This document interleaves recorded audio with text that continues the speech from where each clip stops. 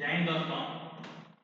जैसे कि हम पहले ही बता चुके हैं कि आज से हम लोगों का लोड चार्ट का क्लास चलेगा। तो हम लोड चार्ट को दो हिस्सों में बांट दिए हैं। पहले 2 दिन जो हमारा चलेगा वो हमारा लोड चार्ट का बेसिक रहेगा। उसके बाद जो 3 दिन चलेगा वो हमारा एडवांस रहेगा। तो सबसे पहले हम बेसिक से शुरू कर रहे हैं। तो हमारे सामने एक क्रेन है सैनी 50 टन का, ठीक है। इसका मॉडल है STC 500। तो पहले हम इसी को समझेंगे, ठीक है। लोड चार्ट एक ऐसा ऑफिशियल डॉक्यूमेंट टेबल होता है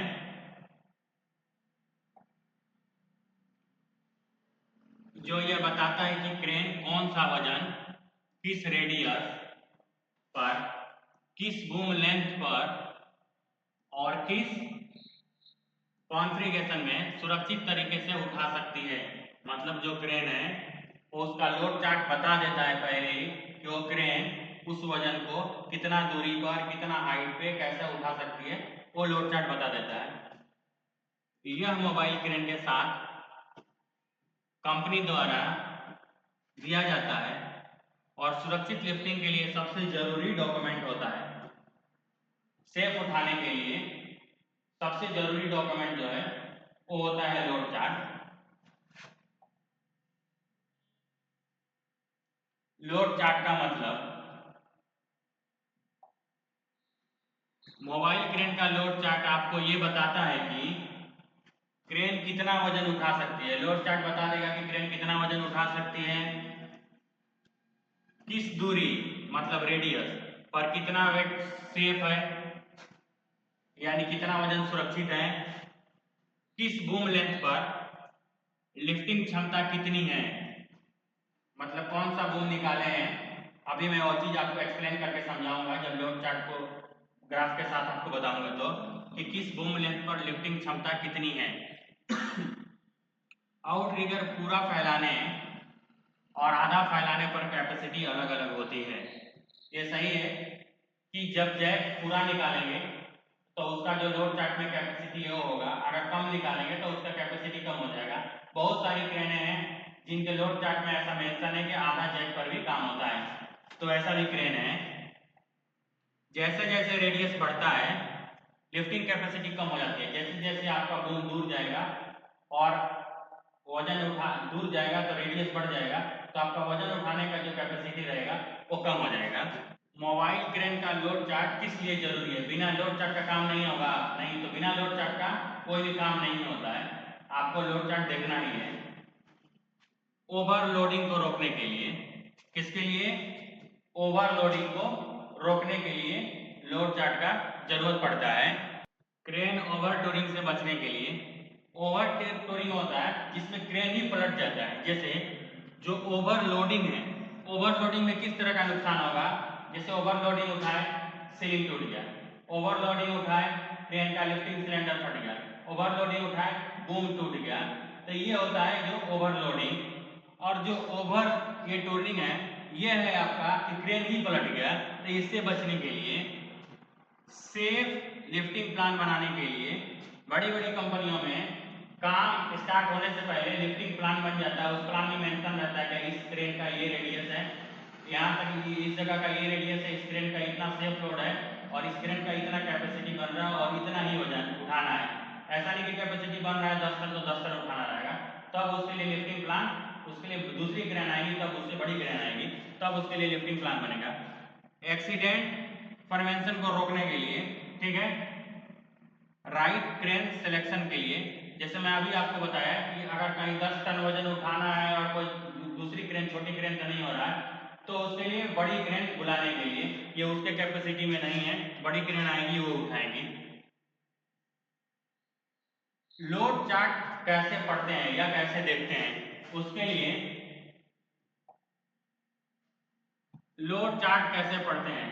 लोड चार्ट में आमतौर पर ये कॉलम होते हैं, ये इस तरह के कॉलम होते हैं और उसमें ऐसा बनाया रहता है, ऐसा बना रहा है। यहाँ पर जो रहता है बूम रहता है, कितना बूम है, ठीक है। और यहाँ पे जो आपका रेडियस रहता है, कितना रेडियस है। और यहाँ पे जो हमारा सेफ लोड रहता है, यहाँ पे सेफ लोड रहता है। ये हमारे पूरे कॉलम में सेफ लोड रहता है। तो सबसे पहले हो गया, इसमें जाके आपका बूम लेंथ रहेगा, फिर जाके वर्किंग रेडियस जो है इसमें रहेगा, फिर जाके लिफ्टिंग कैपेसिटी केजी में, टन में या एलबीएस में, वो इन सब सेक्शन में लिखा रहेगा। वो मैं जो अभी लोड चार्ट आपको दिखा के उसको एक्सप्लेन कर दे रहा हूँ, ठीक है। आउट रिगर पोजीशन, ठीक है। Boom angle, outrigger position मतलब लोड चार्ट में लिखा रहता है ऊपर कि कितना आउट रिगर निकाला है, हर बार मेंशन रहता है। फुल आउट रिगर है 7.5 मीटर, 6.6 मीटर, ऐसा मेंशन रहता है लोड चार्ट में। बूम एंगल, ठीक है। बूम एंगल का भी वो कॉलम रहता है जो ग्राफ में रहता है। जीब ऑन और जीब ऑफ, उसका भी कॉलम रहता है उसमें।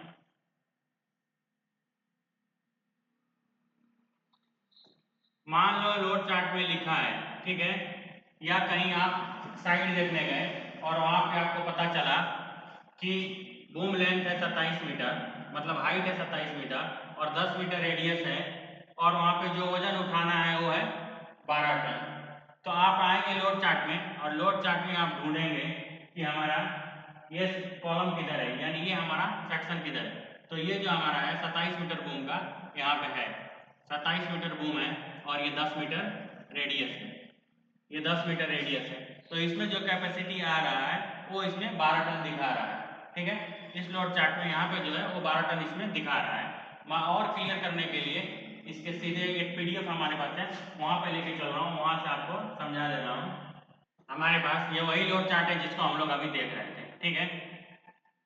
पूरा बढ़िया से मैं आपको एक्सप्लेन कर दे रहा हूँ, कभी भी आपको प्रॉब्लम नहीं आएगा।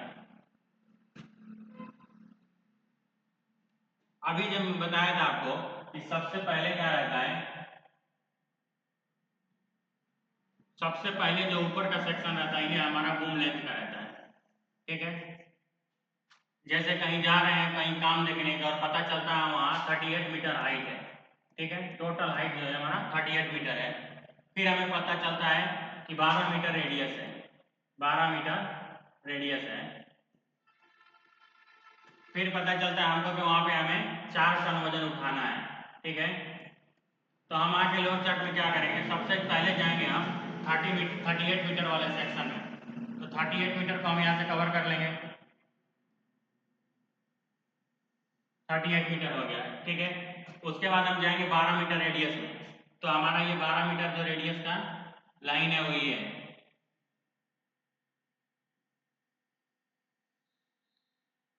ये हमारा 12 मीटर। अब हमको वजन उठाना है कितना, सिर्फ 4 टन। तो हम देखेंगे हमारा सेफ लोड कितना आ रहा है। तो एक जगह आ रहा है 8 टन और एक जगह आ रहा है 7 टन। अब यहाँ पर ये भी चीज मैं आपको बता दूं कि ये डिफरेंस क्यों आ रहा है। इसके लिए क्या है, इसके लिए डिपेंड करता है कि आप कौन सा बूम निकाल के काम करना चाहते हैं या आप कौन सा बूम निकाल रहे हैं। देखिए यहाँ पर है जो 38 मीटर बूम निकला हुआ है, तो इसमें एक जगह मेंशन है कि एक बूम जो है में वो आधा निकला हुआ है और बाकी के जो बूम है वो पूरा 100% निकले हैं, मतलब 4 बूम निकल रहा है उस क्रेन में। तो एक जो मेन बूम है वो आधा निकला हुआ है और बाकी के जो 3 बूम है वो पूरे पूरे फुल निकले, 100% निकले हैं। तब जाके आ रहा है सेफ लोड 7 टन। लेकिन जैसे ही ये क्रेन क्या किया है कि एक नंबर बूम को 100% निकाल दिया है, पूरा निकाल दिया है, और बाकी के जो 3 बूम है उनको 83 और 83% निकाला है। तो जाके यहाँ पर सेफ लोड आ गया 8 टन। इससे पता ये चलता है कि बूम के सिलेक्शन से क्रेन का कैपेसिटी बदल जाता है। कौन सा टैली हम निकाल रहे हैं उसके हिसाब से हमारा कैपेसिटी बदल जाता है क्रेन का। एक दूसरा मैं एग्जांपल ले लेता हूं।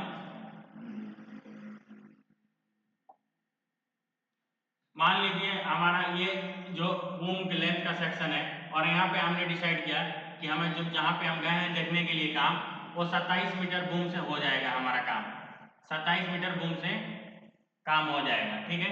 और वहाँ पे हमारा रेडियस है सिर्फ 7 मीटर, 7 मीटर रेडियस है,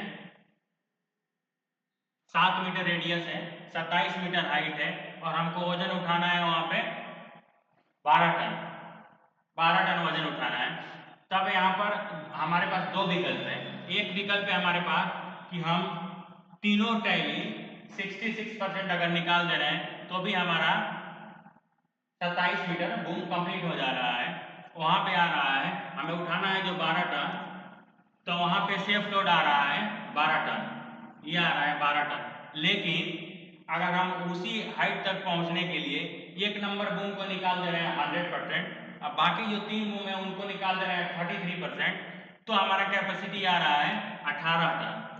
तो हमारा कैपेसिटी आ रहा है 18 टन।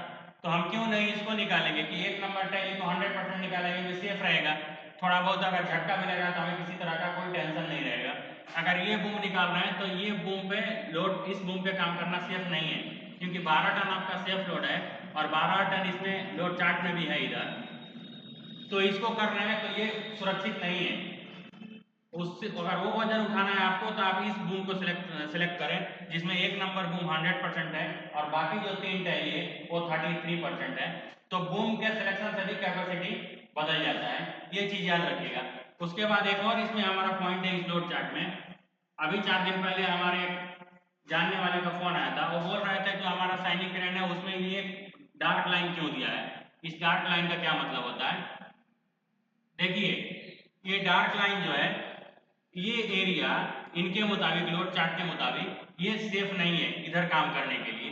जो ये है इधर काम करने के लिए सेफ है। ये वैसे ही है जैसे कोई सिग्नल पे 3 लाइट होता है, ग्रीन लाइट, येलो लाइट और रेड लाइट, 3 लाइट होता है। तो ये तो इनके हिसाब से ग्रीन है, इधर तो कोई प्रॉब्लम नहीं है। लेकिन ये जो एरिया है इसमें ये मेंशन करते हैं सैनी वाले कि इधर सावधानी से काम करते हैं, मतलब जो ये एरिया है इसको येलो लाइट टाइप में मान के चलते हैं। इधर काम करने के लिए आपको सावधान होकर काम करना चाहिए और इधर एरिया में काम करने के लिए आपको कोई प्रॉब्लम नहीं है, इधर सेफ है। तो ये इसको सुरक्षित जोन नहीं मानते हैं, इसके बाहर काम करने को वो लोग सुरक्षित जोन नहीं मानते हैं, इसी को सुरक्षित जोन मानते हैं।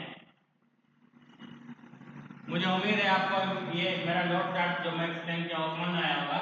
इसके बाद जो कल का हमारा चैप्टर रहेगा उसमें रहेगा ग्राफ। ग्राफ क्या है, ग्राफ को क्यों देखते हैं, ग्राफ देखने से क्या फायदा है, ग्राफ का जरूरत क्या है, ये चीज हमारा ग्राफ में चलेगा। उसके बाद उसी दिन दूसरा जो और पॉइंट रहेगा वो रहेगा कि सैनिक क्रेन के लोड चार्ट में ये है कि जब फ्लाईट्यूब लगाने के बाद एंगल दिखाता है 78 डिग्री, 75 डिग्री, ये नहीं दिखाता है कि रेडियस कितना है।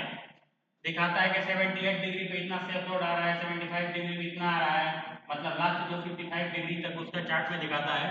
तो 55 डिग्री पे इतना सेफ लोड, सपोज कर लीजिए कि अगर 1500 केजी है तो 1500 केजी आता है। अब ये नहीं पता चलता है लोगों को कि ये 55 डिग्री कितना मीटर रेडियस हुआ। तो कल हमारा रहेगा ग्राफ का और इसका, ठीक है, ओके।